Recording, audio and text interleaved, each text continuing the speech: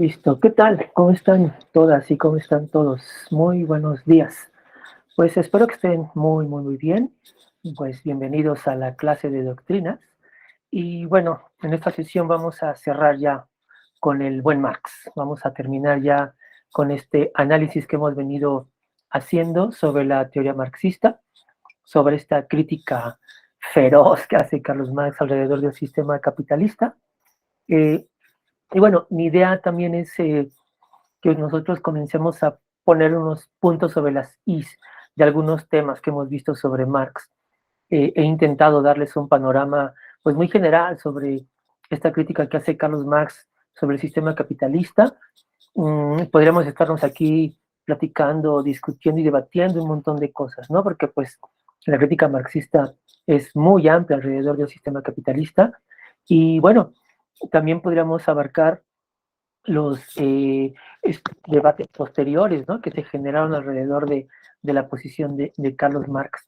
Entonces, bueno, mi idea de estas 2 semanas era que ustedes se llevaran como un panorama muy general de lo que Carlos Marx hace alrededor del capitalismo, su crítica muy puntual sobre algunos puntos, la mercancía, sobre el trabajo, sobre el plusvalor, la relación obrero-capital, etcétera, ¿no?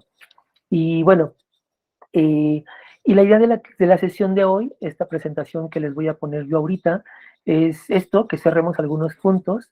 El miércoles pasado íbamos a hablar sobre el asunto del trabajo, que es con lo que vamos a empezar ahorita. Intentaré hacer un resumen como bastante general de lo que íbamos a ver y cerraremos con una cosa que no quería dejar pasar, que es ver de qué manera la teoría marxista puede seguir teniendo o no vigencia, sobre todo en un panorama como el que vivimos y atestiguamos aquí en América Latina, en México en particular, ¿no? Ver si la teoría marxista sigue siendo pertinente o no, vigente o no, en función, pues bueno, de sus viejos postulados, ¿no?, que ya tienen más de 150 años. Bueno, la presentación entonces, como ven en su pantalla, se llama así, de qué hablamos cuando hablamos de trabajo, y bueno, tiene que ver un poco con lo que hemos estado viendo en sesiones pasadas. Para ello, me voy a agarrar de un autor, un filósofo y psicólogo francés, que es seguramente ya conocido de ustedes, que es Michel Foucault, un pensador bastante fino sobre algunos aspectos de este sistema capitalista. Él no se enfoca precisamente en el capitalismo, pero siguiendo esta crítica que hace Carlos Marx alrededor de cómo en algunos espacios como las fábricas, las industrias, uno puede analizar eh, la microfísica del poder, como le llama Michel Foucault, pues uno luego lo puede extender a lo que está pasando en la sociedad, como el sistema capitalista pasa de ser solamente un sistema productivo a ser una forma de vivir, un sistema de vida. Michel Foucault se encarga de analizar algunos aspectos de este sistema, ¿no? Especialmente algunas instituciones, las cárceles, las escuelas, los manicomios, ¿no? Michel Foucault tiene una onda ahí con los manicomios, con el sector médico, y bueno, los análisis de Michel Foucault son no, súper elegantes alrededor de estas vainas. Ojalá ustedes tengan chance, si no es que ya lo hicieron, de acercarse a Foucault, ¿no? Me parece que es un autor que, independientemente de qué ciencia social uno esté estudiando, tiene que leerlo sí así. Entonces, la pregunta con la que empiezo la exposición es la que les pongo yo acá en el principio de la diapositiva, ¿no? Es sorprendente que las prisiones se asemejen a fábricas, escuelas, cuarteles, hospitales. No es gratuito, dice Michel Foucault, que tengan una arquitectura similar, formas de ordenar, ¿no? Sus organigramas tengan un parecido bastante común, que incluso algunos tengan formas de vincular o de eh, eh, eh, configurar las relaciones entre los individuos de manera bastante similar, ¿no? Es decir, tienen bastantes similitudes, dice Michel Foucault, y no es gratuito. Y eso viene desde Carlos Marx, ¿no? Entonces me parece que uno puede encontrar estas líneas argumentativas que se siguen entre Marx y Michel Foucault, ¿no? Entonces, bueno, eh, regreso acá a la reflexión que hace Michel Foucault, queda como anillo al dedo reflexionar sobre las fábricas y los espacios de trabajo en el capitalismo. El sistema capitalista, como les he mencionado en clases anteriores, surge a través de diversos fenómenos históricos bien complejos. Sin embargo, dos factores fácilmente reconocibles en su surgimiento son, por un lado, la revolución industrial, cosa que analizamos ya en clase, y por otro lado, el inicio de las fábricas como este lugar predilecto, ¿no?, del trabajo. Esa transformación de la noción de trabajo que ya hemos analizado, ¿no?, que vimos el pasado lunes, cómo la noción de trabajo cambia con el capitalismo y ahora se refiere a otra cosa y se enfoca en otros factores, y a partir de ese nuevo enfoque, digamos, que el capitalismo le da al asunto del trabajo, se configuran relaciones sociales, dice Marx. La fábrica entonces sirve como un microscopio social, ya que en ella se concentran las principales relaciones de producción, económicas y sociales del capitalismo. Tres son estas cosas que vamos a analizar el día de hoy. Cómo en las fábricas se concentran relaciones de producción, relaciones económicas y relaciones sociales. ¿No? Este trinomio va a ser fundamental para entender la crítica que hace Carlos Marx al capitalismo. Regreso a la diapositiva. Aunque las industrias se han mostrado en constante dinamismo y cambio desde su origen en la revolución industrial, estas mantienen una serie de factores de control sobre los empleados, los tiempos en la cadena de producción o la interacción constante entre tecnología y trabajo, con todo lo que eso significa, ¿no? Que también ya de alguna u otra forma vimos las sesiones pasadas, como en las industrias, en las fábricas, comienzan a jugar un papel fundamental el aparato tecnocientífico, como la ciencia y la tecnología comienzan a jugar un papel fundamental para entender nociones como progreso y desarrollo, sobre todo en las ciudades, pero no solamente ahí. Y estas comienzan a introducirse primero en estos espacios de la fábrica, en las industrias, van a influir de manera determinante en la relación obrero-patronal, ¿no? Porque en un principio requerían 10 trabajadores, llega una máquina y requiere solamente una, la automatización, la cadena productiva a través de técnicas y modelos novedosos como el Taylorismo y el Fordismo, etcétera, cosa que vimos ya en clase. Pero también dice Marx cómo eso comienza a traducirse a la vida de las personas, ¿no? A la vida íntima de las personas. O sea, la tecnología comienza a estar presente en las casas, en los sistemas de movilidad, en los cuerpos, ¿no? En la forma en la que los seres humanos vivimos, ¿no? En fin, ¿no? Cómo la tecnología comienza a ser parte de la vida del hombre, pues, en general.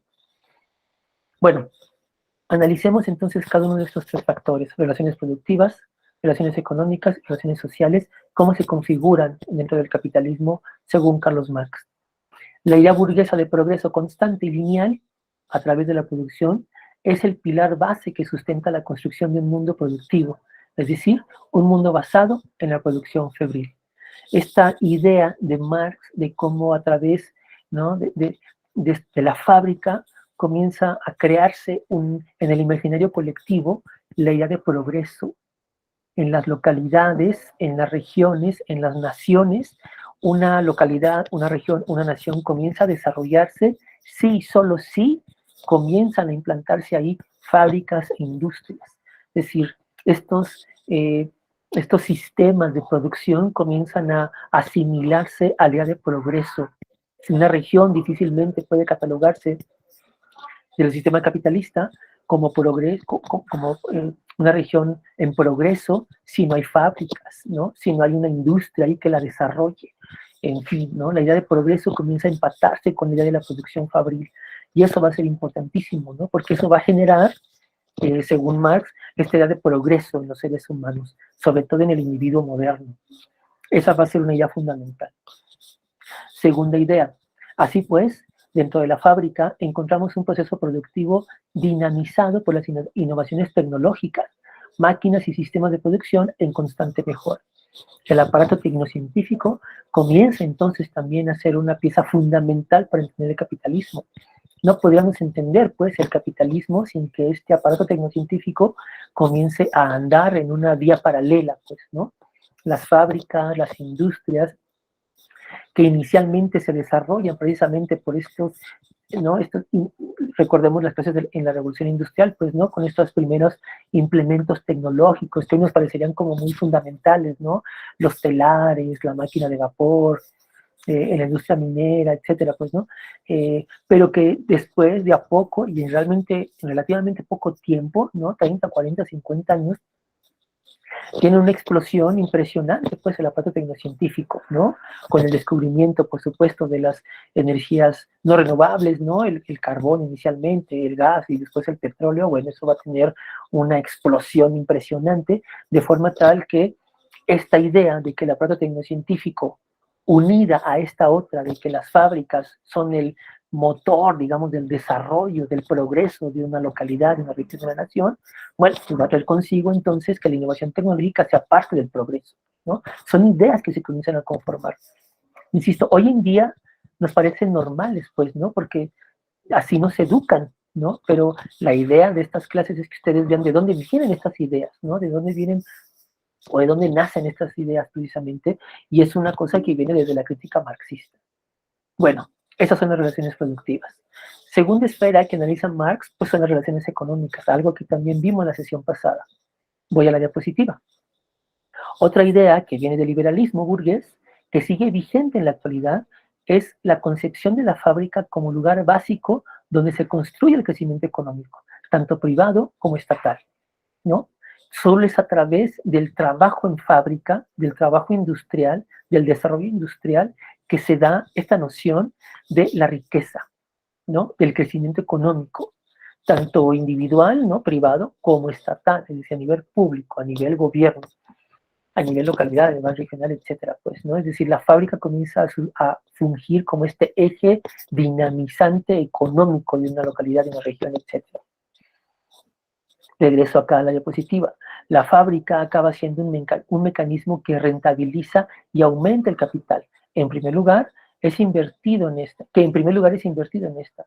Es decir, a partir del trabajo humano y la coordinación del obrero-máquina, se logra un proceso de aumento del capital invertido, siendo este multiplicado, ¿no? Y comienza esta relación que hoy en día nos parece como natural, ¿no? El vínculo que existe entre la industria y el sector financiero, ¿no? Pensemos en la industria siderúrgica, en la industria automotriz, no podríamos pensar solamente en estas industrias eh, generando mercancías, sino que se les tiene que inyectar constantemente dinero para que se funcionalicen y operen, que hoy, insisto, hoy nos parece normal, pero que en aquel entonces comienza a hacer este entretejido, pues, entre las dos esferas, pues, ¿no? Entre la fábrica, entre la industria y entre la industria y la producción fabril, y por otro lado el sector financiero.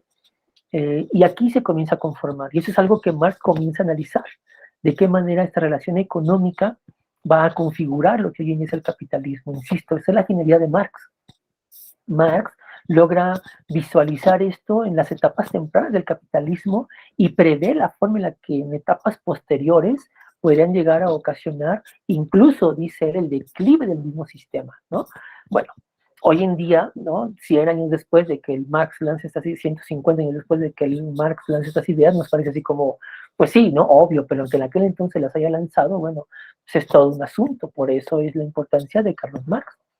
Bueno, ese es el segundo punto, ¿no? Cómo la fábrica, las industrias configuran relaciones económicas por sí mismas, ¿no? Más allá de entonces de que la fábrica sea un sitio, un espacio donde se generen productos, haya relaciones productivas, también se generan relaciones económicas que van a dinamizar este sistema económico que hoy llamamos capitalismo.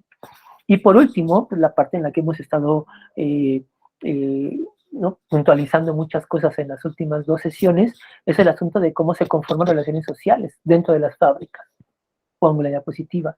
Y esta es una frase que espero que les quede como súper clara. Las relaciones sociales son ineludiblemente económicas y productivas, dice Marx. No existe una diferenciación clara de estas dimensiones, sino que deben entenderse como una interrelación. El espacio de las relaciones sociales es el espacio de las relaciones económicas y el espacio de las relaciones productivas. Dentro de las fábricas esto es como muy evidente, dice Marx, pero eso se traduce a nivel social posteriormente, ¿no? Que es lo que es interesante este sistema. Lo que hemos explicado en clases anteriores, cómo estas dinámicas laborales se reproducen, por ejemplo, también en los espacios educativos, cómo estas dinámicas laborales se traducen también en las instituciones, no sé, médicas, en fin, ¿no? En lugares donde a lo mejor no es un sitio de trabajo, sino que las relaciones son otras, ahí también se reproducen estas dinámicas. Michel Foucault, por ejemplo, hace estos análisis alrededor de cómo, incluso, insisto, los espacios, la configuración de espacios son bastante similares. No es gratuito que luego digamos, ay, es que esa escuela parece una cárcel. Michel Foucault dice, no es gratuito que eso pase así, porque esas relaciones sociales que ahí se dan, que en el fondo son relaciones económicas y son relaciones productivas, se tienen que asemejar para este sistema, ¿no? Es una preparación, es una configuración, es una extensión de la forma en la que se dan estas relaciones productivas a otros espacios también, ¿no? Entonces, bueno, no sé si con esta explicación les quede claro, existen estas cosas de las clases en línea, me limitan mucho, pues, ¿no? Porque estas explicaciones luego cuando veo sus caras me queda más claro si están entendiendo o no. Pero esa es la idea. Relaciones sociales implican relaciones económicas e implican relaciones productivas. Inicialmente podemos verlos o muy claramente, muy visiblemente en un entorno eh, productivo, en las fábricas, en las industrias. Dice Marx, sí, ahí se dan, pero si uno voltea a otros espacios, ahí también se ven estas dinámicas y eso no es gratuito, dice Foucault, es lo que ese sistema hace. Así funciona ese sistema porque esa es una manera de perpetuar. Ya ahorita llegaremos a esa parte, pero dice Michel Foucault, eso lo hace porque este sistema también es un sistema de poder. Bueno, regreso acá a la diapositiva. Así pues, la fábrica y hoy en día otros lugares de trabajo como las oficinas, los supermercados, los bares, los almacenes, se nos presentan como lugares donde se dan en un primer plano conflictos sociales que estructuran este sistema capitalista. Es decir, donde se presenta este binomio que es fundamental para entender la crítica marxista al capitalismo, que es el binomio, el conflicto entre capital y trabajo. De esta manera, la fábrica es un espacio de relaciones sociales, unas relaciones que sostienen el conflicto de clases tradicionales descritas por Marx. Por un lado, los trabajadores y por otro lado, los burgueses, capitalistas, empresarios. ¿Okay? Bueno, espero que les haya quedado claro esto, pues, ¿no? Estas son estas tres esferas que analiza Marx, relaciones productivas, relaciones económicas y relaciones sociales, que configuran lo que es la esfera de las industrias, la esfera de la fábrica en el espacio capitalista. Resumo un poco, ¿no? El esquema que les acabo de presentar y es con lo que iba yo a cerrar la clase del miércoles anterior. Para entender la fábrica y su importancia como espacio social de control semejante a una cárcel, tal como Foucault afirma, debemos alejarnos de las explicaciones simplistas que le describen como un simple espacio económico productivo. Eso también lo dice Marx. Las fábricas no solamente son espacios donde se van a producir cosas y donde se va a generar dinero y plusvalor. Es un espacio de control, es un espacio que no solamente dinamiza la economía, sino que controla cuerpos, controla tiempos, controla sujetos. En ese sentido, controla relaciones sociales, que después los sujetos interiorizan y van a reflejarlas en otros espacios, en el espacio familiar, en el espacio, ¿no?, de las amistades, el bowling alone, ¿se acuerdan que les platiqué sobre eso en la sesión pasada? Estos espacios que van atomizando a los sujetos, volviéndolos, ¿no?, individuos que hacen sus actividades, que antes eran grupales y ahora las hacen de manera casi individual. Bueno, regreso a la diapositiva. Estas relaciones productivas, económicas y sociales interactúan dentro de este lugar y conforman identidades tanto individuales como colectivas. Es decir, las relaciones sociales que se producen dentro de la fábrica condicionan de manera trascendental la identidad de los individuos, determinando su clase social, sus gustos de consumo, sus patrones de ocio, sus expresiones, inclusive sus rasgos identitarios. Esto es muy importante, ¿no? Y es como muy fuerte, ¿no? Y es una afirmación súper sólida, perdón, pero me parece que hoy en día como que cobra mucho sentido, ¿no? En estos espacios del trabajo, y eso lo vimos en la sesión pasada, pues en el trabajo uno pasa casi todo el día, ¿no? Estos ejemplos que les ponía yo de Nicolás Romero, ¿no? De cómo la gente de aquí sale a su trabajo y regresa para acá, y pues casi todo el día se la pasa o en el trabajo, perdón, o en camino o regreso del trabajo, pues, ¿no? En la movilidad del trabajo. Entonces, eso, por supuesto, pues va a generar su identidad, sus espacios, sus tiempos, sus gustos, etcétera, pues, ¿no? Va a configurar su vida, en general, pues, ¿no? Es lo que acaba afirmando Marx. Bueno, desde este punto de vista, inspirado fundamentalmente en lo que dice Michel Foucault, la fábrica ha sido concebida por gran parte de las ciencias sociales como un espacio donde se desarrollan dispositivos de poder, donde se despliegan un conjunto de tecnologías, normas, pautas, discursos encaminadas hacia el dominio del ámbito del trabajo por parte de la clase capitalista, ¿no? Es un espacio fundamental para entender cómo la clase burguesa, cómo los capitalistas controlan, dominan a la clase, ¿no? Trabajadora, al proletariado.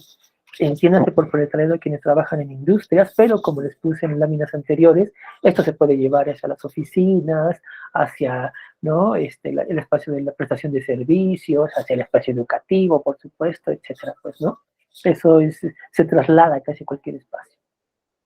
Cierro con el pensamiento que viene acá al final de la lámina. De esta forma, la fábrica se nos presenta como un lugar que ejerce poder sobre los trabajadores a través del control sobre la organización del trabajo y las dimensiones ligadas a la gestión empresarial y fabril. Es decir, la asignación de recursos, el aparato productivo y lo que hoy se llama el capital humano, ¿no? Que me imagino que es una palabrita que a quienes trabajan, quienes han trabajado, seguramente les suena, pues, ¿no? Les hace un eco. Bueno, regresemos un poquito a lo que les demos una vuelta de página. Regresemos un poquito a lo que les expuse la sesión pasada, el anterior lunes. Y el anterior lunes rescaté un poco de lo que Annie Leonard, en un video que les colgué yo a ustedes en la actividad de la semana anterior, y ahí Annie Leonard hace un análisis bien interesante sobre la economía lineal, ¿no? Sobre la forma en la que se producen las cosas. Ella le llama así, ¿no? La historia de las cosas.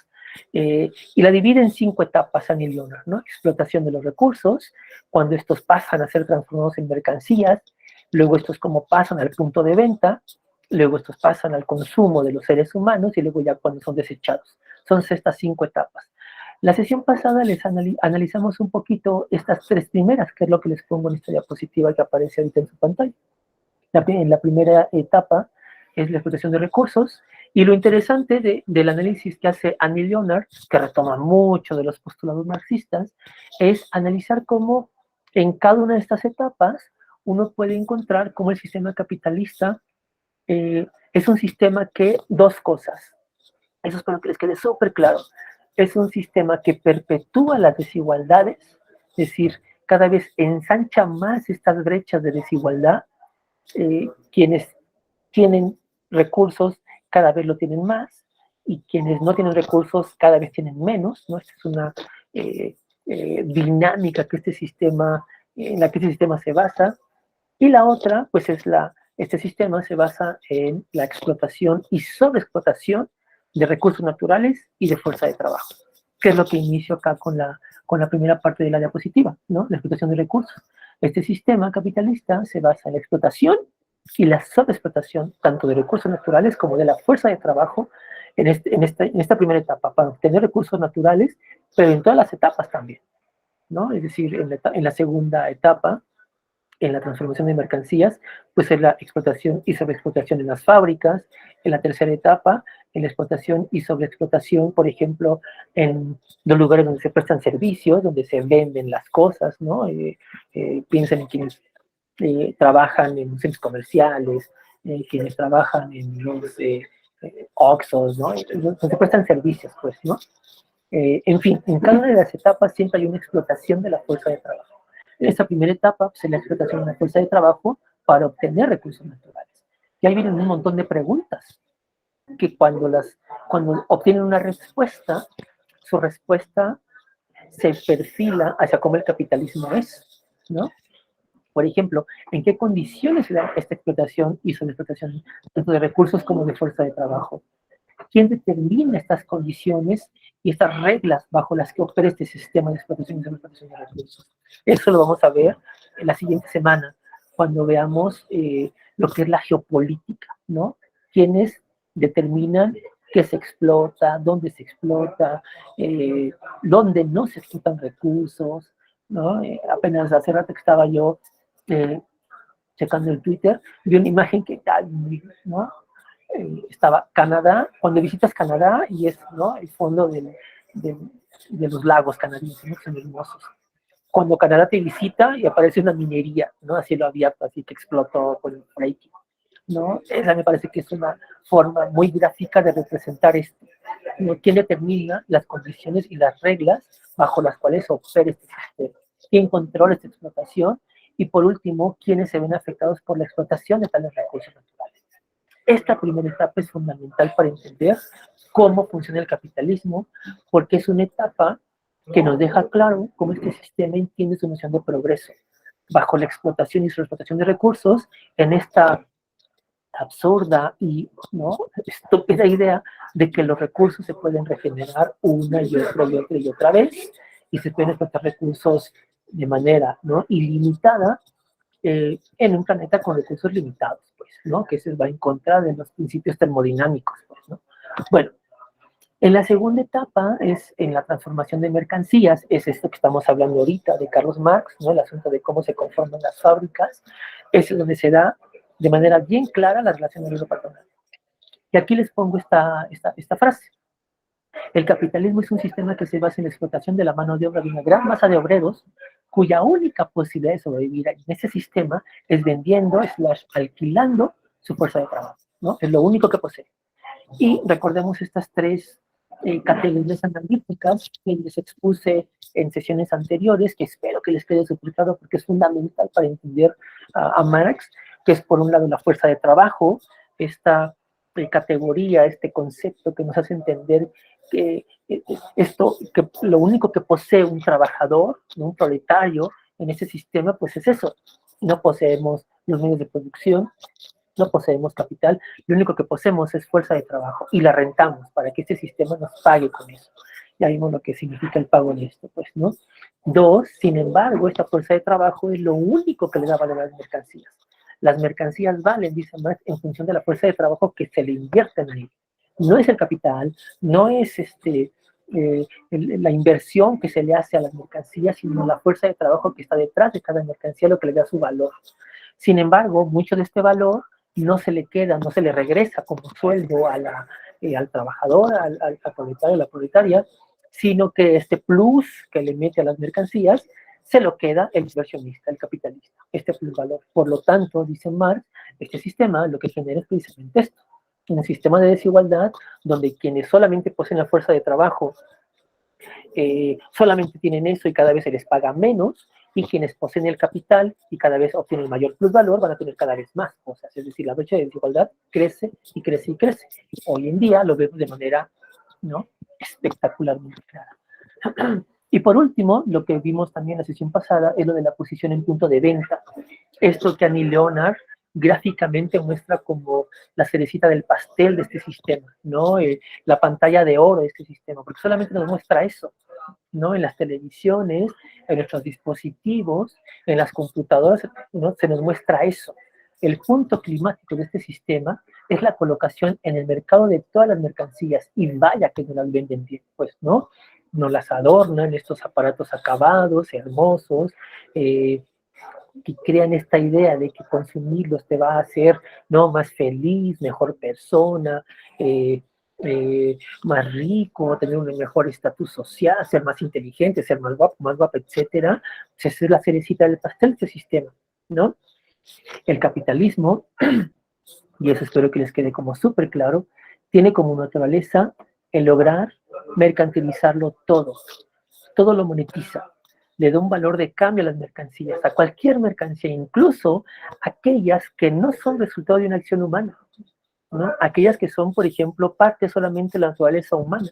Este sistema logra monetizar todo, sentimientos, sensaciones, monetiza la naturaleza, por supuesto, mercantiliza con el futuro, la bolsa de valores no es otra cosa sino eso, juega con las expectativas de las personas, con los posibles riesgos que puedan suceder, ¿no? Ahí están los seguros de vida. Es decir, este sistema logra monetizar todo, y a todo le pone precio, a todo le pone valor, Y es la magia de este sistema, ¿no? Que no hay una cosa que se le escape. Aquellos, por ejemplo, que estudiamos el asunto medioambiental, ustedes seguramente han escuchado hablar del concepto de desarrollo sostenible, este concepto que nace como una forma de decir hay que desarrollarnos, sí, pero de manera sostenible.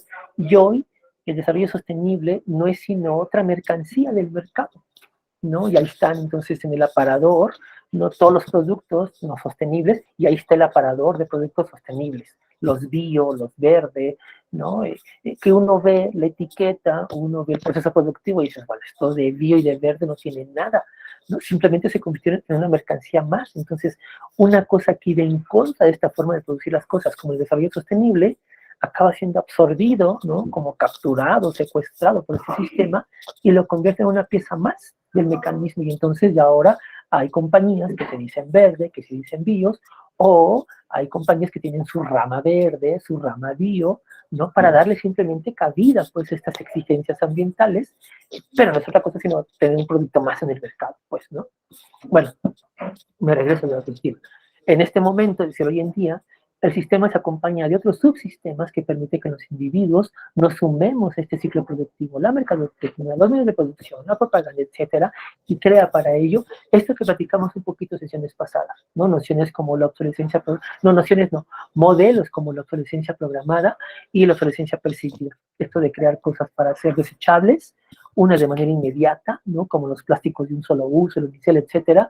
Otras tardan un poquito más, ¿no? Los aparatos electrónicos, los dispositivos son el mejor ejemplo, pero todos en algún momento hay que cambiarlos.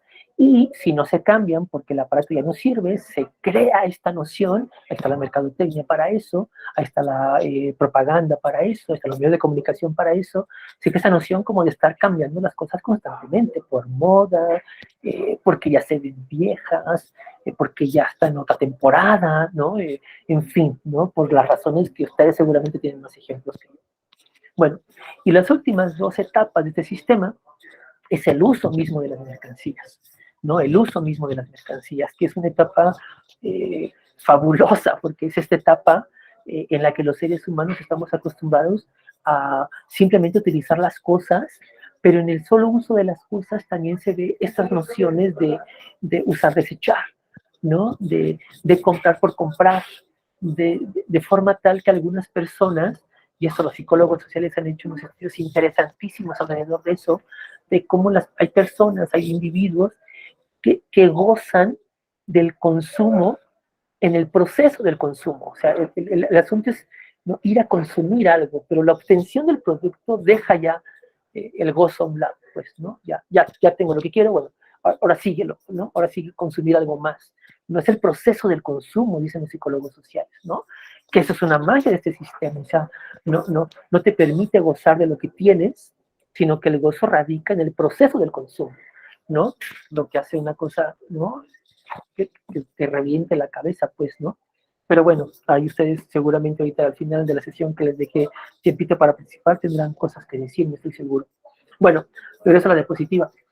Los individuos modernos actuamos en un escenario donde las reglas del mercado operan a nuestro alrededor.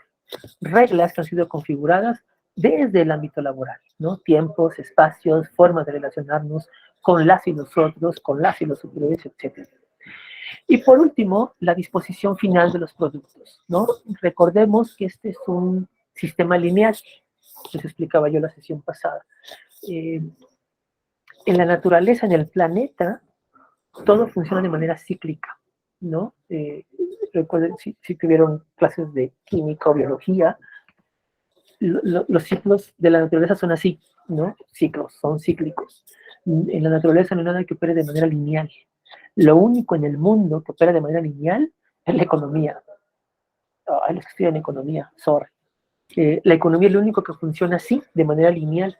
Eso pues choca de frente con todo de cómo funciona el planeta. Entonces, en la disposición final es donde se refleja esto, de manera clara, de manera cruda, ¿no? De manera desnuda, casi que pornográfica, pues, ¿no? Cómo los seres humanos hacemos la disposición final de las cosas que ya no utilizamos. Porque los seres humanos tenemos esta idea como de esconder la basura debajo de la alfombra, ¿no? O de no sé si vieron la película de Lluvia de hamburguesas, Es un científico que crea una máquina que convierte el agua en alimentos, ¿no? Y ya, entonces de repente pues crea un montón de alimentos, entonces toda la isla vive en una isla, toda la isla está llena de cosas, entonces para eliminar toda la basura de alimentos que está ahí, crea el tira fuera. ¿Qué es eso? Un tira fuera, o sea, es un aparato que agarra la comida, la mejor aquí, pues la tira fuera, ¿no? Así somos los seres humanos, ¿no? Así tiramos la basura, pensando que la basura va a desaparecer o escondiéndola debajo de la alfombra, y pues no, ahí está, ¿no? Ahí está contaminando, ahí está creando islas de basura y de plásticos en el Océano Pacífico, está, ¿no? Contaminando ríos, lagos, está enterrándose y contaminando cuerpos de agua. No es gratuita la falta de agua en la Ciudad de México porque no tenemos dónde depositar tanta basura que generamos, en fin, porque generamos basura, un concepto que en la naturaleza no existe, ¿no? En la naturaleza no existe algo como basura, todo lo recicla. El ser humano es lo único que genera basura, entonces, y es producto de este sistema. El sistema capitalista, como fórmula diapositiva, se basa en la producción y sobreproducción de mercancías desechables que promueven el consumo infinito. Se basa en la fabricación de artículos muchas veces no necesarios y que mediante estrategias técnicas o mediáticas se convierten en esto que denominan como necesidades creadas. El celular es el mejor ejemplo de ello, ¿no? Lo vimos en sesiones pasadas. Este ritmo de consumo ha generado problemáticas ambientales de tal magnitud que se habla ya de la llegada de los puntos de no retorno en la próxima generación, ¿no? Los especialistas, hay un organismo internacional donde se reúnen los 1000 ambientalistas científicos más importantes que estudian el fenómeno del cambio climático, que aseguran que estamos a nada de llegar a lo que se llaman los puntos de no retorno. Es decir, a estos umbrales que en caso de pasarlos en estos ciclos físico-químicos del planeta, que si se sobrepasan esos umbrales, ya no hay forma en que el planeta pueda regresar, ¿no? A una etapa anterior. Y eso tiene que ver con actividades del hombre, ¿no? El aumento en la temperatura, calentamiento global, la desertificación, el que estamos acabando con las barreras de coral, las dos grandes barreras de coral que existen en el mundo, ¿no? La australiana y la que está aquí en el Caribe mexicano, en Cancún, extinción de especies, la subida de temperatura evidente cada vez más, por ejemplo, en espacios como las ciudades, o cada vez fríos más intensos. Es decir, todos esos fenómenos que estamos ya atestiguando, que están ya puestos en marcha y que, según los científicos, si no paramos este sistema, estos umbrales al rebasarlos, ya no va a haber forma en que el planeta pueda regresar, ¿no? A la etapa en la que la vida era posible tal cual la conocemos, ¿no? Y eso es producto de un sistema como este, pues, ¿no? Ese es el punto. Y los que estudiamos el asunto del medio ambiente, pues nuestra crítica principal es esa, o sea, no es producto de otra cosa, sino de un sistema como este, como el capitalismo, que promueve esta forma de producir, de generar mercancías, pero que es más allá, ¿no? Porque genera un sistema económico, un sistema de clase social, de dominación política, etcétera. Bueno, listo, con esto termino esta parte, que es la parte en la que yo quería terminar de lo que les expuse el lunes pasado, que es este análisis que hace Annie Leonard de estas 5 etapas del sistema productivo capitalista, pero que no solamente es un sistema productivo, como hemos visto, ¿no? Y también es un sistema de dominación y que crea, ¿no?, una forma de vivir, de habitar y de estar en el planeta. Ya por último, esta economía lineal ha logrado configurar un sistema productivo que contiene posibilidades de existencia imposibles, ya que explota y sobreexplota las dos fuentes que le nutren. Por un lado, explota y sobreexplota recursos naturales, y por otro lado, explota y sobreexplota la fuerza de trabajo, ¿no? Es decir, por eso muchos economistas no clásicos aseguran que tienen que buscarse formas alternativas de economía, porque este sistema tiene en sí mismo su bomba nuclear, ¿no?, que va a acabar con él, que es explotar las dos cosas en las que se basa y sobreexplotarlas y terminar con ellas, recursos naturales y fuerza de trabajo, ¿no? Bueno, además, al basarse en una idea liberal como el progreso a ultranza, el progreso a toda costa, genera un escenario civilizatorio catastrófico, como el que estamos ya medio atestiguando, ¿no? Es por ello que hoy en día no se puede hablar de crisis climática, de crisis económica, de crisis política, de crisis financiera y crisis de valores, sino que atestiguamos lo que muchos llaman ya una crisis civilizatoria, o sea que tenemos una civilización, la civilización humana, en crisis.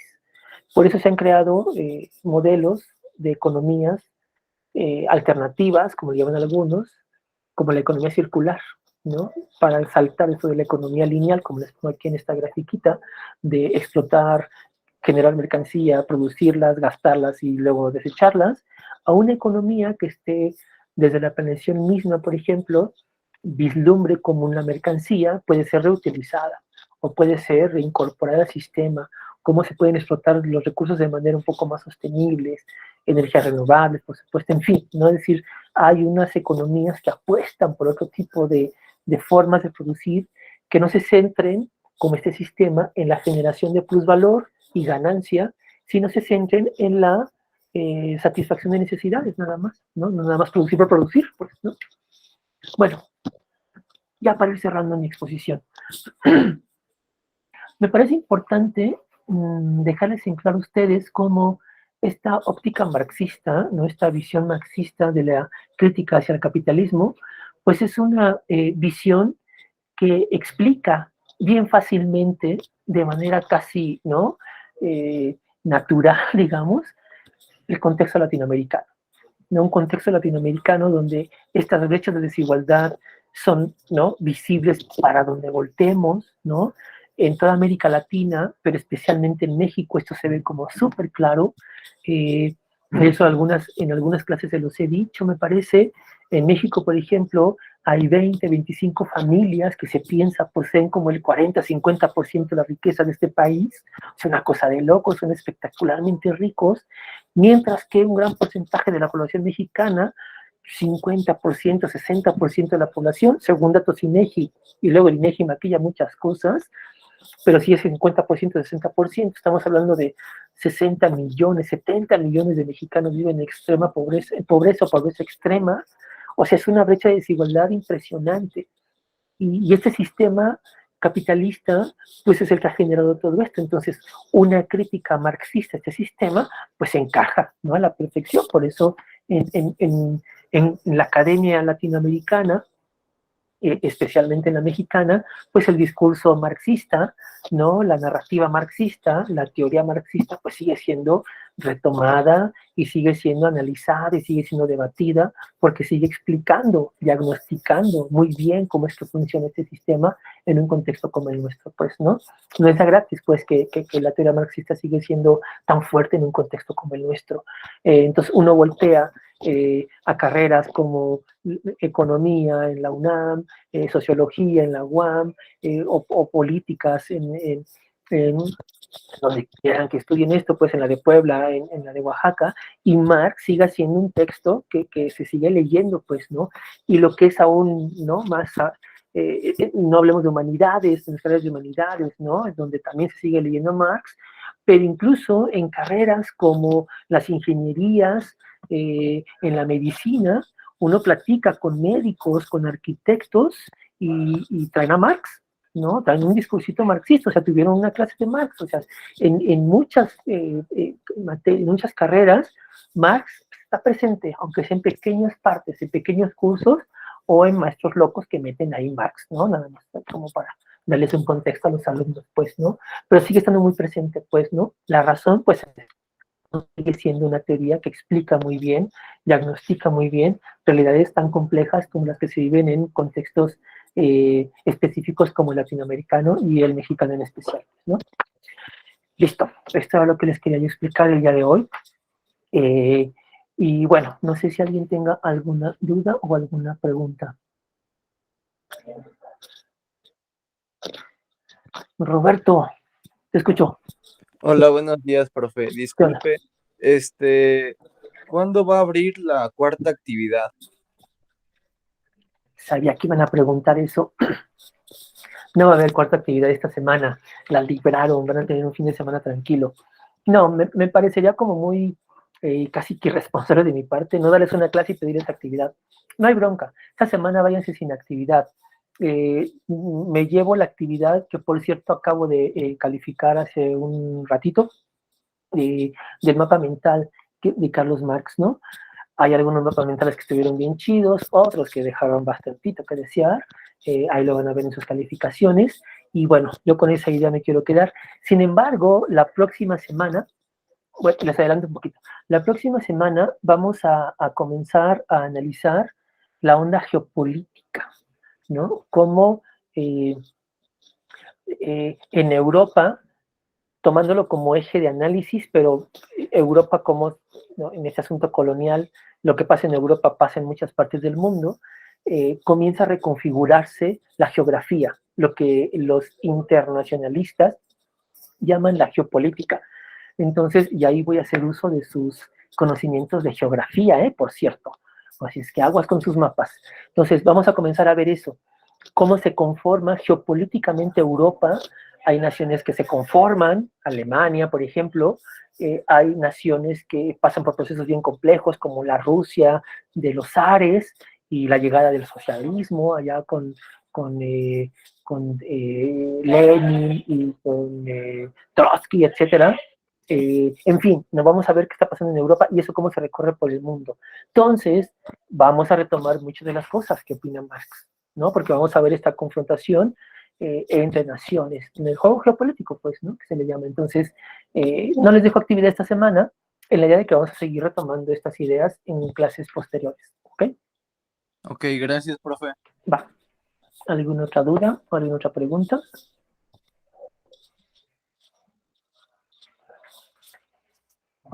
Si no, pues listo, lo dejamos así el día de hoy. Nos vemos el próximo lunes. Bueno, la próxima semana sí va a haber actividad. Ahorita les voy a abrir la actividad número 4. Les voy a dejar una lectura y es muy probable, muy probable, bueno, o sea, casi seguro, que el miércoles, el lunes voy a, espérame Jorge, el lunes les voy a dar unas cosas ahí de geopolítica, pero eh, para dejarles tarea para el miércoles y algunas van a exponer, ¿no? Eso va a contar para la calificación y bueno, pues va a ser una oportunidad para que ustedes se luzcan ahí en el salón sobre lo que saben alrededor de lo que hemos estado viendo hasta acá, pues, ¿no? Entonces, aguas con lo que dejo el lunes, porque la lectura que les voy a dejar el lunes creo que va a ayudar mucho a lo que van a exponer el próximo miércoles, pues, ¿no? Entonces, es lo que voy a abrir más al ratito. Ahora sí, Jorge. Buenos días, profe. Bueno, buen día. Más que nada es como un comentario del tema que andamos viendo. Uh-huh. Y pues ahora sí que me surge el comentario porque pues está padre como identificar ciertas ideas que te quedas pensando de otra clase, en esta clase por ejemplo, más que nada porque el día de ayer hubo una exposición en la clase de México, en mi clase de México, que bueno, entre otras cosas de aspectos de la revolución y así, pues los compañeros planteaban al final de su exposición la pregunta de hasta qué punto la propiedad pues como que influye, ¿no? En aspectos de la economía y cosas en ese sentido. Y pues ya saliéndome un poquito quizá de todo lo económico y lo político que pueda afectar, ya viéndolo reflejado en la sociedad, pues como mencionaba, el simple hecho de que una persona tenga que transportarse desde un punto A a un punto B que le queda relativamente o bastante lejos, que implica muchísimo al momento de determinar la identidad de la persona, ¿no?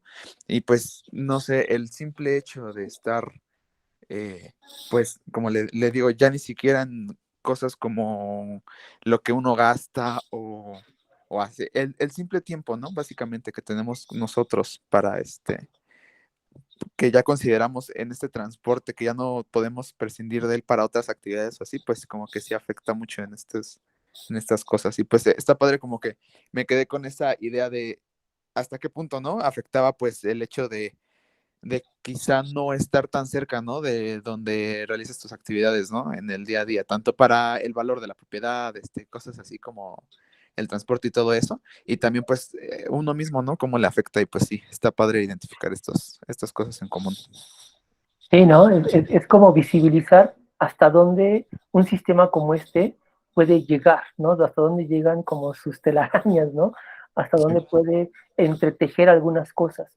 Yo soy de la idea, pero bueno, ese ya es una cosa a título personal, de que muchas veces este sistema goza de la invisibilización, pues, de estas cosas, pues porque le conviene, pues, ¿no? No sé, ustedes seguramente lo han de haber escuchado en múltiples ocasiones, como, por ejemplo, los medios de comunicación acompañan muchas veces los discursos políticos que gozan de la ignorancia de las personas, ¿no? Que las personas sean apolíticas, ¿no? Que no tengan una noción crítica de la realidad o que no tengan la capacidad como de analizar lo que los medios de comunicación transmiten, noticias, etcétera, pues, ¿no?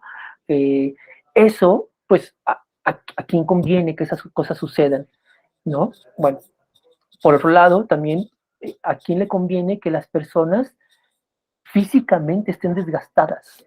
¿No? Que no tengan chance de organizarse, ¿no?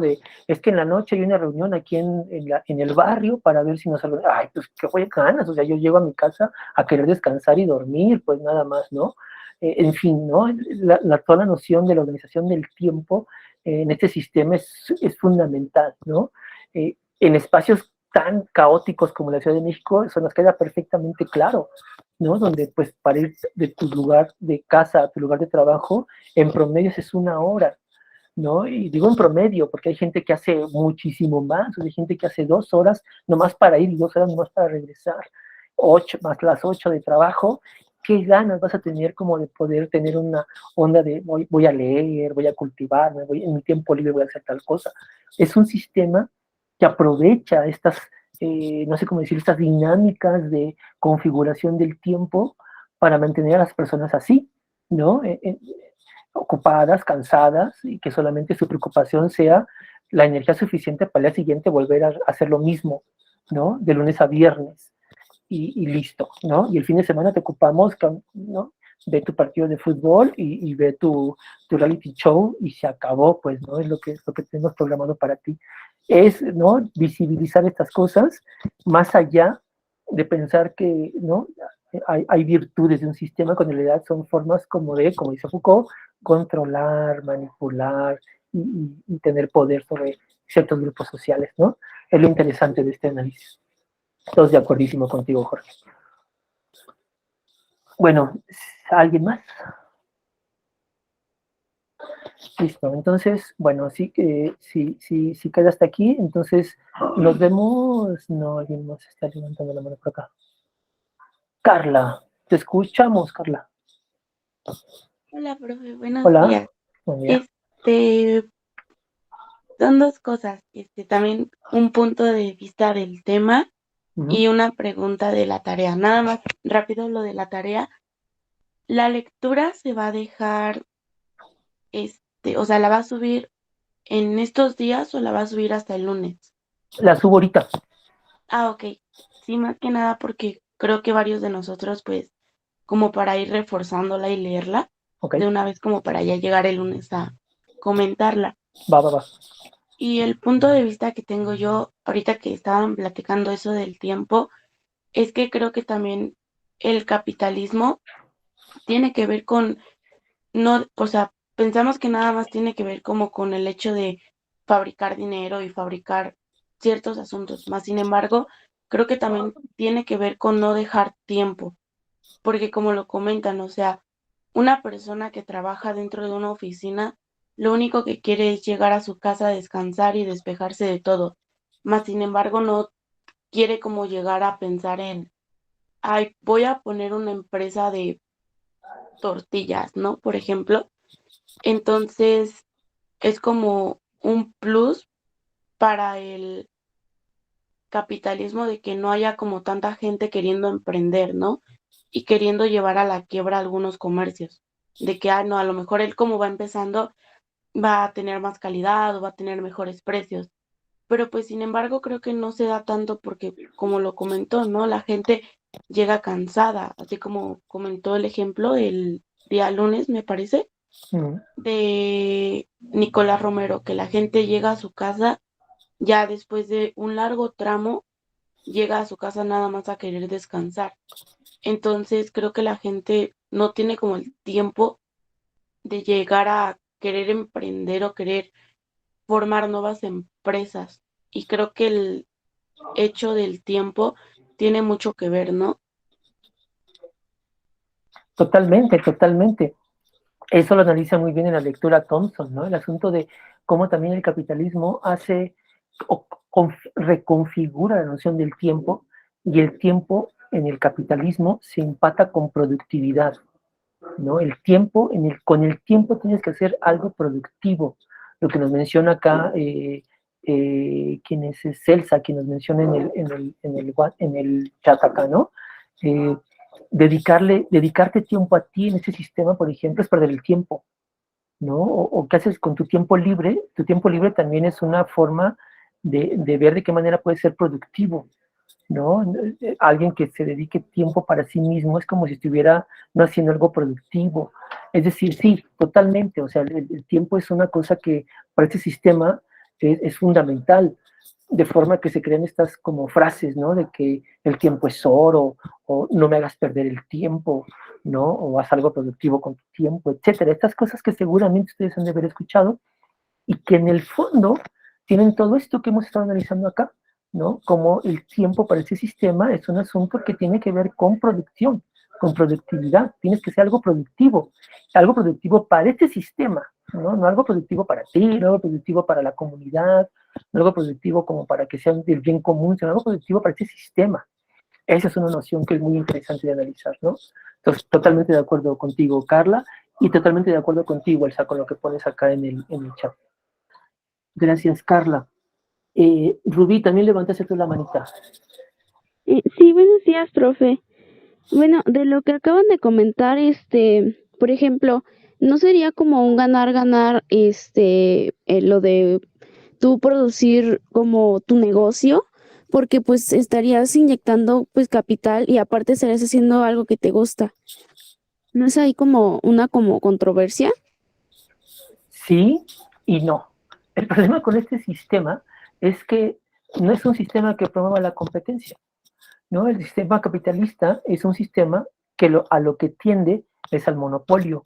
Y veámoslo en cualquiera una de las ramas. Ustedes seguramente son testigos de eso, ¿no? En las empresas de alimentación, es un muy buen ejemplo, ¿no? Las refresqueras, los alimentos, los productos chatarra, los de panecillos, todo el mundo tenemos claro de que hay una empresa, ¿no? Hay empresas menores, pero que luego acaban siendo absorbidas por estas grandes empresas. Entonces, no es una empresa que fomente la diversidad o que fomente la competencia. Es un sistema que promueve el monopolio o el duopolio, como pasa, por ejemplo, con la televisión, ¿no? Con la oferta televisiva en este país. Abandera el asunto de la competencia, que es muy distinto. En un discurso, en una narrativa, este sistema promueve el asunto de que cualquiera puede ser rico, de que el pobre es pobre porque quiere, en fin, estas frases que seguramente también hemos escuchado. Lo cierto es que en la realidad este sistema, ¿no?, impide ese tipo como de cosas. Ustedes creo que han de ser testigos de eso con los Oxxos y las tienditas de la colonia, ¿no? Cuando una familia, por ejemplo, pone una tienda con mucho esfuerzo y a lo mejor en la esquina de al lado o en la calle de al lado también hay otra tienda y como que hay para todos, llega un Oxxo y adiós tiendas, ¿no? Y el Oxxo comienza, con los Walmart pasa lo mismo, es decir, es un sistema que promueve este tipo como de incompetencia totalmente injusta, en donde los peces más pequeños acaban siendo absorbidos por los peces más grandes. Entonces, sí, idealmente, Rubí, es un sistema en el que a lo mejor yo voy a poner un negocio y así le inyecto capital a este sistema. Lo cierto es que es un sistema en el que dices, no, ya hay personas que se encargan de eso, tú solamente vas a adquirir un nivel de comprador, que es a lo que este sistema le interesa. No sé si me expliqué, Rubí. Sin ser sin satanizar el capitalismo, porque es algo que Enrique acá nos pregunta en el chat, que si el capitalismo es malo o es bueno. Bueno, ¿no? Aquí a mí lo que me interesa es como, ¿no?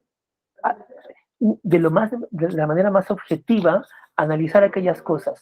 Es un sistema que ha traído, bueno, eso me parece que a lo mejor sería motivo como para un debate muy interesante, pero ha traído cosas buenas, digamos, al mundo, pues, ¿no? Es decir, ha generado que el mundo tenga este tipo como de cosas. Esta comunicación que tenemos ahora entre nosotros sería imposible sin un sistema como el capitalista, ¿no? Que ha desarrollado sistemas de comunicación como los que tenemos, o el Internet como el que tenemos, máquinas como las que tenemos, etc. Eso es indudable. Ha desarrollado un aparato tecnocientífico que nos ha permitido conocer más que ninguna otra generación antes que nosotros. Eso es indudable.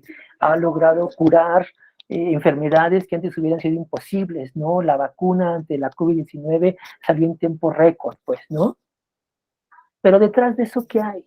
¿no? Detrás de la vacuna tan rápida que se dio, ¿qué hay?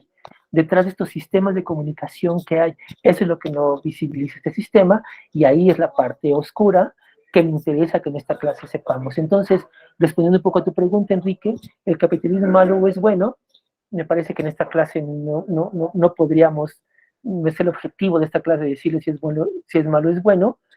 Me interesa decirles, el capitalismo nos presenta este rostro hermoso de las mercancías, pero detrás de eso, ¿qué hay? Eso que no nos muestra, eso que está invisibilizado, en clases como esta hay que visibilizarlas, que es lo que nos interesa. ¿Va? Bueno, ¿alguien más tiene? Carla, otra vez levantaste la mano. Tú, venga. Respecto a lo que comentó mi compañera, o sea, de si es bueno o es malo, creo que más que nada es como egoísmo, ¿no? Porque creo que el ejemplo más notorio que tenemos es dentro de la escuela. Supongamos que una persona quiere vender galletas y otra persona también. Entonces, las dos personas están vendiendo galletas y la gente, al ver que está el negocio como produciendo, quieren vender también galletas y todos empiezan a vender galletas. Entonces, los alumnos se empiezan a hartar de las galletas, quieren dejar de consumir las galletas y ahora ya nadie va a vender galletas.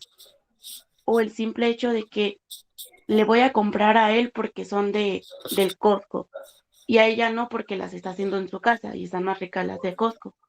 Entonces creo que más que nada es como realmente egoísmo, podría decirse, porque, o sea, ya al momento de que hay tanta gente vendiendo galletas, pues ya dices, no, pues ya no, porque ahorita pueden venirme a ofrecer galletas y en 3 minutos otra vez me pueden venir a ofrecer galletas y ahora viene otra persona a ofrecerme galletas.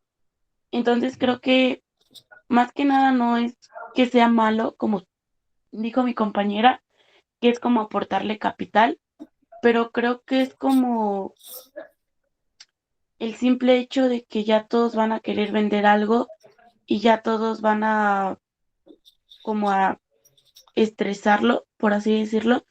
Entonces creo que realmente es algo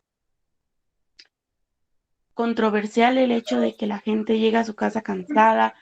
Por ejemplo, nosotros vamos de 7 a 2:30, por poner un ejemplo. Entonces llegamos a la casa y supongamos que llegan a la casa a las 5 y de 5 a 7 quieren descansar y comer. Ahora, después a las 8 empiezan a hacer tarea para terminar a las 11 de la noche, perdón. Y ya lo único que quieren hacer es descansar, no quieren pensar en un emprendimiento. Entonces realmente creo que tiene que ver mucho eso con el capitalismo. ¿O no es así, profe? Mira, a mí me gustaría que incluso pensaran esta noción del tiempo, no solamente en función de esta onda del emprendedurismo o de que una persona pudiera emprender un negocio o vender galletas, sino piensen en el tiempo que se le dedica a cuestiones que este sistema, al parecer, no le gustan, ¿no? Como relaciones familiares o relaciones comunitarias, cosas así, que para este sistema, el capitalismo es un sistema al que le gusta mucho el asunto individual. Y a ver, entiéndanme esta onda. No es que la competencia sea mala, ¿no? La competencia está chida. La competencia hace que una persona se supere. La competencia hace que una persona innove. La competencia hace que una persona, pues, mejore. En fin, ¿no? La humanidad ha avanzado en función de eso y pues eso me parece que está como chido. Una cosa es ese tipo de competencia y otra cosa es la competencia que este sistema promueve. Y por ahí me parece que iba tu comentario, Carla, que es la forma en la que este sistema promueve un tipo de competencia en la que no ves al otro como un adversario, que es muy distinto que verlo como un rival o un enemigo, pues, ¿no? Y este sistema me parece que promueve eso. Y no permite que las personas solamente se dediquen eso, ¿no? Tiempo para sí mismos, tiempo para la comunidad, tiempo para relaciones familiares, ¿no? Que me parece que son cosas que a los seres humanos nos hace seres humanos, ¿no? Es decir, a nosotros no nos hace seres humanos producir cosas para meterlas al mercado. A nosotros nos hace seres humanos el estar en un sentido más comunitario. nos hace seres humanos sabernos parte de un grupo social, no como átomos, cada quien en su departamento, y mientras a mí los problemas no me afecten, que los demás se vayan al carajo, pues, ¿no? Ahí está el asunto medioambiental como el mejor ejemplo de ello, pues, ¿no? Bueno, eso es lo que yo te puedo decir, Carla. El asunto económico es una parte fundamental para entender por qué la competencia en este sistema es fea, pero veamos la competencia como en otras esferas, que tampoco son como bien vistas por los seres humanos. Pero bueno, déjenme le doy la palabra a David, que levantó también su mano. David. Es que mi hermano ya experimentó el capitalismo porque él vendía sus tortas allá en la escuela, en la secundaria. Él llevaba la torta que era para él, para comer en el recreo, y otra parte. Y casi siempre vendía tortas, hasta que alguien más dijo, yo también quiero vender tortas. A él sí le compran, y yo también quiero ganar. Así que otro llevó sus tortas, y otro dijo, en vez de llevar tortas, hay que llevar donas. Y al final llevaron a la bancarrota a mi hermano y nadie quiere comprar nada en el salón. Y ¿No? todos regresaron a las tortas de tamal de la cooperativa. Que sin deberlas ni temerla acabó siendo el ganón, ¿no? Ajá. Sí, sí, sí, o sea, insisto, y no es gratuito que cuando nosotros comencemos a analizar a este sistema capitalista, nos enfoquemos en el asunto económico, pero les repito eso, piensen en el sistema capitalista como algo muchísimo más profundo, no un sistema que no solamente impide relaciones comerciales de competencia sana, sino que impide al ser humano ser ser humano. No sé si con eso les haga sentido lo que les estoy diciendo, pues, ¿no? La cosa que al ser humano lo hace humano no solamente es el asunto del mercado y las relaciones comerciales, son cosas que van mucho más allá de eso y que este sistema ha, no sé, interrumpido, cortado, secuestrado, mercantilizado muchas veces y metiéndolos en esta lógica de capital, ¿no? Me parece, ¿no? Y yo con esto me parece que igual y puedo cerrar la plática de hoy. Yo vivo en un departamento y en una unidad de departamentos, ¿no? Y es horrible porque eso, ¿no? Nos interesa muy poco lo que le pase al otro. No tenemos un sentido como de comunidad. Entonces, si se va a impermeabilizar lo de hasta arriba del edificio, pues que lo impermeabilice de hasta arriba, ¿no? Porque a mí no me afecta, yo vivo en medio. ¿Quieren cortar el pasto? Pues que lo cortes de abajo, ¿no? Porque a mí no me afecta. Entonces, este sentido comunitario se ha perdido. Si uno analiza el por qué, ¿no? Y escarba las razones por las cuales las personas no queremos, no vemos como algo beneficioso impermeabilizar el techo o cortar el pasto, va a haber una cosa como estas, ¿no? Ahí también está metido esta lógica del individuo o cómo piensa el individuo el capitalismo. Y ahí se los dejo nomás como tarea para ver si llegan a eso, pues, ¿no? Y por eso podemos meter 1000 ejemplos más en el asunto educativo también, relaciones familiares, etcétera. Pero bueno, se nos termina la hora. Entonces, las siguientes sesiones seguiremos platicando sobre estas vainas porque pues da como mucho para dónde ir, ¿no? Estén atentos a la lectura para que tengan chance de participar e insisto, la lectura va a dar como pie para que expongan el próximo miércoles. El lunes decidiremos quién y qué, ¿va? Mientras tanto, los dejo. Nos vemos la próxima semana. Que pasen un bonito fin de semana. Bye. Gracias, profe.